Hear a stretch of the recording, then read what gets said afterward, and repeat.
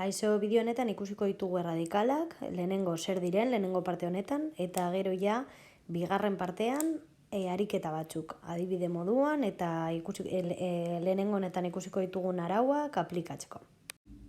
Bueno, lehenengo gauza zer dira erradikalak, edo beto esan da, noiz dauzkagun erradikalak. Idatzi dudan konposatuan bezala, batzutan gertatuko zaizue, ezin duzuela karbono guztiak birpasatu, bakarrik behin, arkatza ez baduzu altxatzen. Hau da, karbono guztietatik pasatzeko bakarrik behin, ezinezkoa da egitea hori arkatza altxatu gabe. Adibidez, hemendik, kate hau egin dezaket bakarrik behin, karbono guztiak birpasatzea, eta arkatza altxatu gabe. Baina hemendik, edo birritan pasatu gabe, baina ja gorantz baldin banoa, berriro pasatu behar naiz karbono horietatik beste karbonoak gainetik pasatzeko. Hori gertatzen zaigunean, ezberdindu behar dugu zein den kate nagusia eta zein den erradikala. Erradikalak beti dira adarrak, hau da, kate nagusia ez dena. Orduan, lehenengo gauza, pentsatu behar dugun lehenengo gauza zer da? Pues, ia ber nola esartzen dugun kate nagusia. Eta kate nagusia ez den guztia erradikala izango da. Eta gero ikasiko dugu nola izendatu erradikal horiek. Orduan, kate nagusia esartzeko irizpideak. Lehenengoa, lotura bikoitzak eta hirukoitzak baldin badaude konposatuan, horiek egon behar dira kate nagusiaren barne. Adibide bat jarriko dugu. Hemen jarri dudan kasuan, zein izango da gure kate nagusia. Hemen goian daukaguna, edo hemen dagoena. Beste aukera bat baita ere, birpatzen ditut aukerak, lehenengoa hau, beste bat hau, eta azkena. Hau, izan daiteke baita ere, eta beste guztia adarra izatea. Zein aukera, hiru aukera horietatik, zein aukera betetzen du gure lehenengo baldintza hori. Hau da, loturak kate nagusiaren barne egotea. Bakarrik aukera hau, beherantz doana. Orduan, hori izango da gure kate nagusia, markatuko dugu. Bestea orduan, kate nagusi horren barne ez dagoena, izango da erradikala. Eta nola izendatuko dugu erradikal hau? Erradikal hori izendatuko dugu beti karbono kopuruarekin, hau da, izenaren lehenengo gauza, edo aurrizkia izango da karbono kopurua. Kasu honetan, bakarrik karbono bat dauka orduan, aurrizkia izango da met. Eta nola markatuko dugu erradikala dela? Hil atxizkiarekin. Hau da, erradikal guztiak hil atxizkiarekin amaitzen dira. Orduan, hau deituko dugu metil. Eta izendatu behar dugu baita ere kate nagusia. Orduan, horretarako gogoratu nola zenbakitu karbonoak, hori da pentsatu behar dugun lehenengo gauza. Orduan, nola zenbakitu? Loturak lehenago aurkitzeko moduan. Orduan, gure lehenengo karbonoa izango da hau. Horrela, lotura aurkitzen dugulako lehenengo karbonoan. Ezkerretik hasten bagara, hau da, hemendik hasten bagara, bat, bigarren karbonoan egongo da lotura. Hemendik hasten bagara lehenengoan. Beraz, lehenengo karbonoa hau izango da, eta hori da gure aukera, aukeratu behar dugun zenbakitzeko modua. Orduan, lehenengo karbonoa, bigarrena, hirugarrena, laugarrena, bosgarrena eta seigarrena. Orduan, gure kate nagusia nola dituko genuke? 6 karbono, orduan, X gogoratu bi lotura daudenez, di aurrizkia jarri behar izango dugula. Eta orduan, bi konsonante jarraian egotea ezinezkoa denez, kasu hauetan A jartzen da, Xa. Eta gero, non dauden bi lotura bikoitz horiek? Lehenengo eta laugarren karbonoetan. Orduan, Xa bat, lau, dienoa. Eta azkenengo pausua zein da? Hau guztia elkartzea, ezta? Konposatuaren izena nolakoa izango da? Kombinatzean erradikala eta kate nagusia lortzen dugun izena. Orduan, nola kombinatuko dugu hori eta beti izango da horrela? Erradikalak hasieran. Eta gero ja, kate nagusiaren karbono kopurua, loturak eta funtzioa. Funtzioa oraindik ez dugu ikusi. Baina ordena beti kimika organika osoan, formu organiko osoan izango da hori. erradikala, kate nagusiaren zenbat radikala edo erradikalak, kate nagusiaren karbono kopurua, loturak, funtzioa. Vale? Orduan, orden hori ja menperatu, hemendik aurrera naiz eta oraindik funtzioa ez dugunik eman, ez kezkatu emango dugulako, vale? Baina menperatu ja orden hori. Vale? Orduan, hemen, ze falta zaigu? Hori, bi gauza hauek lotzea, erradikala eta kate nagusia. Orduan, badakit erradikala hasieran egon behar dela, baina kimika organikan gogoratu beti esan behar dugula non dagoen gauza bakoitza. Orduan, metil bat daukagu, bale, baina non? Pues bigarren karbonoan, ez da? Kate nagusiaren bigarren karbonoan. Orduan, gure izena, konposatu honen izena, nolakoa izango da? Pues bi, metil, eta gero ja, kate nagusia. Hexa, bat, lau, dieno. Pues hau da gure konposatuaren izena. Bi metil, hexa, bat, lau, dienoa. Bueno, esan dugu orduan, kate nagusia sartzeko lehenengo irizpidea dela lotura bikoitzak eta hirukoitzak kate nagusiaren barne egotea. Vale, baina ez badaude lotura bikoitzak eta hirukoitzak ze behiratuko dugu. Bigarren irizpidea izango da, karbono kopuru gehiago daukan katea izango dela nagusia.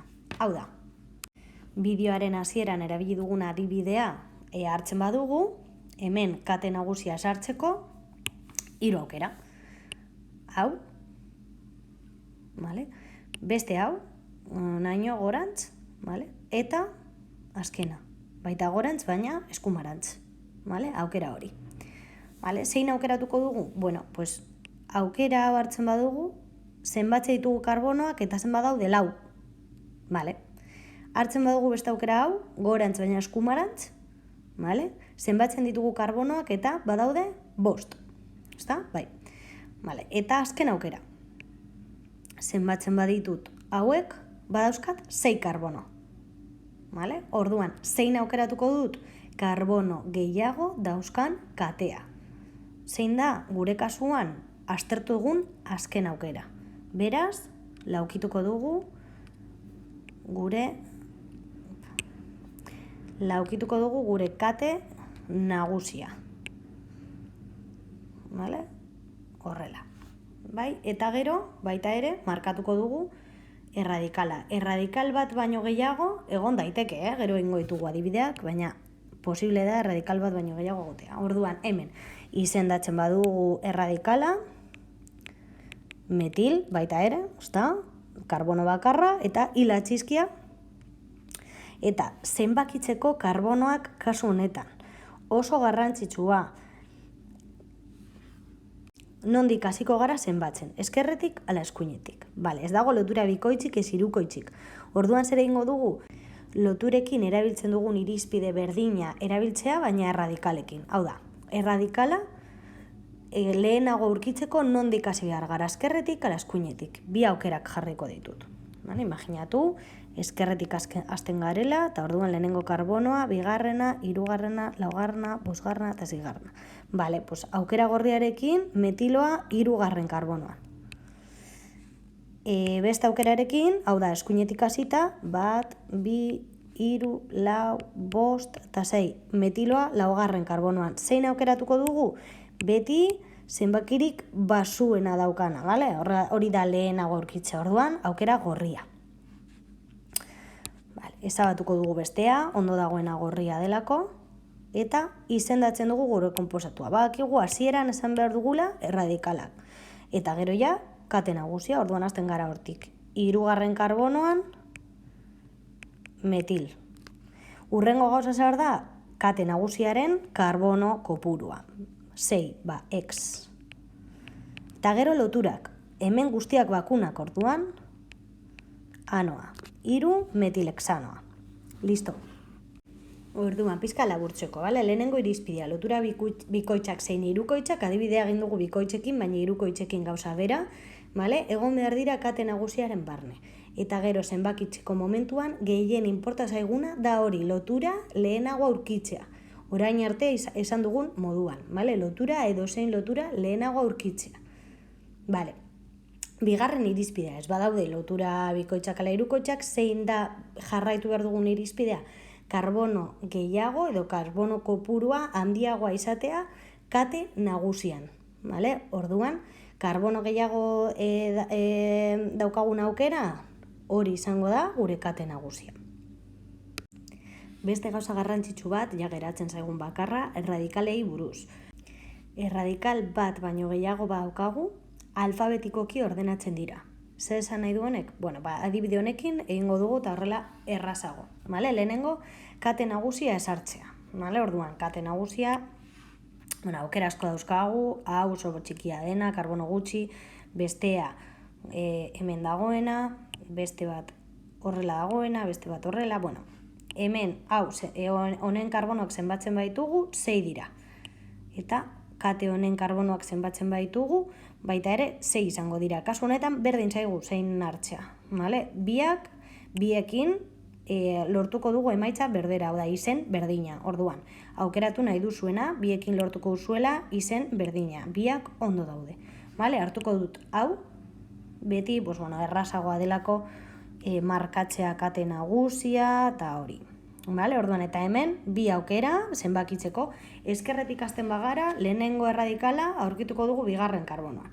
Eskumatik hasten bagara, lehenengo erradikala aurkituko dugu hirugarren karbonoan. Beraz, noiz edo ze aukerarekin lortzen dugu edo aurkitzen dugu erradikala lehenago, ezkerretik hasten baldin bagara. Orduan, hortik hasiko gara.